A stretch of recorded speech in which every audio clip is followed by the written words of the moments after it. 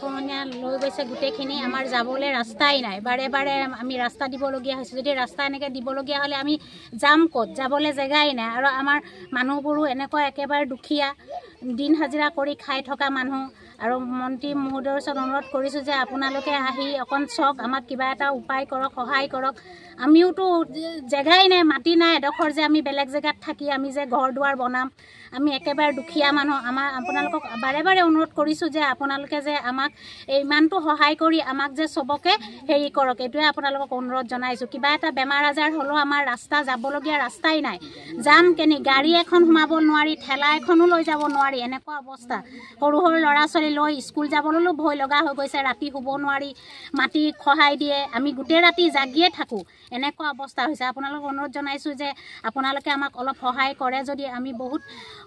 ধন্যবাদ জনাম সিমানেই কৈ মই এই ২ নং ৰজাপুখুৰী গাঁৱৰ চৰকাৰী গাঁও প্ৰধান ইয়াত মানে ধৰক এই যোৱা অহা পানী মানে যিটো বাৰণি পানী মানে আৰ্টিফিচিয়েল যিটো বানপানী হ'ল সেই বানপানীৰ ফলত মানে এই ৰেংমাই নদীত মানে পানীটো বেছি হ'ল বেছি হোৱাৰ কাৰণে মানে ইয়াৰ এই গাঁওখনৰ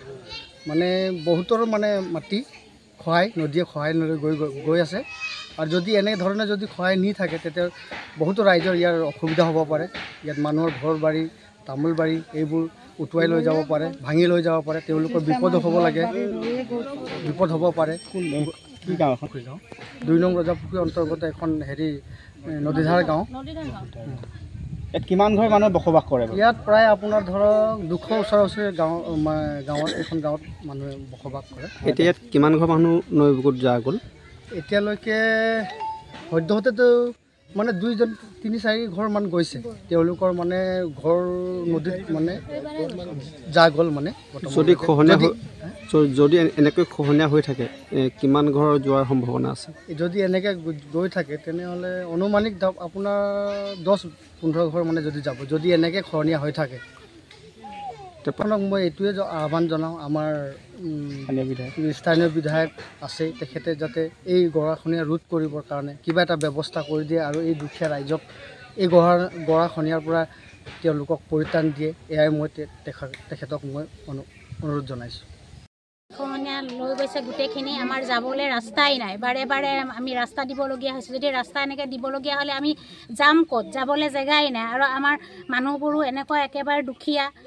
দিন হাজিৰা কৰি খাই থকা মানুহ আৰু মন্ত্ৰী মহোদয়ৰ ওচৰত অনুৰোধ কৰিছোঁ যে আপোনালোকে আহি অকণ চাওক আমাক কিবা এটা উপায় কৰক সহায় কৰক আমিওতো জেগাই নাই মাটি নাই এডোখৰ যে আমি বেলেগ জেগাত থাকি আমি যে ঘৰ দুৱাৰ বনাম আমি একেবাৰে দুখীয়া মানুহ আপোনালোকক বাৰে বাৰে অনুৰোধ কৰিছোঁ যে আপোনালোকে যে আমাক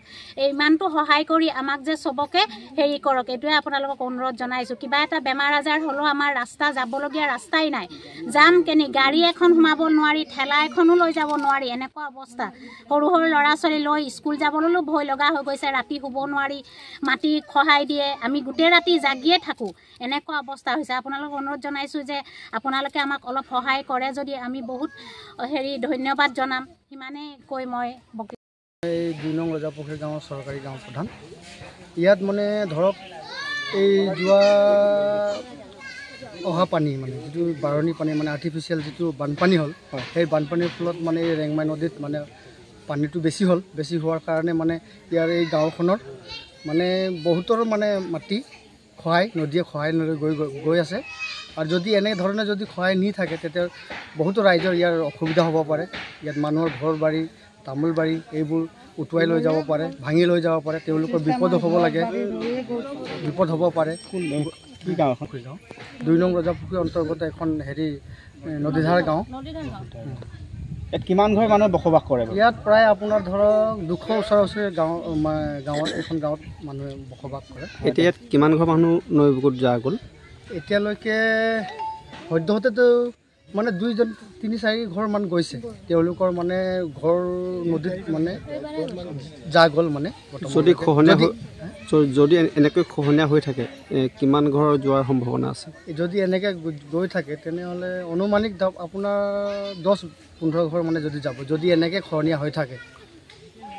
আপোনাক মই এইটোৱে আহ্বান জনাওঁ আমাৰ স্থানীয় বিধায়ক আছে তেখেতে যাতে এই গৰাখহনীয়া ৰোধ কৰিবৰ কাৰণে কিবা এটা ব্যৱস্থা কৰি দিয়ে আৰু এই দুখীয়া ৰাইজক এই গৰাখহনীয়াৰ পৰা তেওঁলোকক পৰিত্ৰাণ দিয়ে, এয়াই মই তেখেতক মই অনুৰোধ জনাইছোঁ।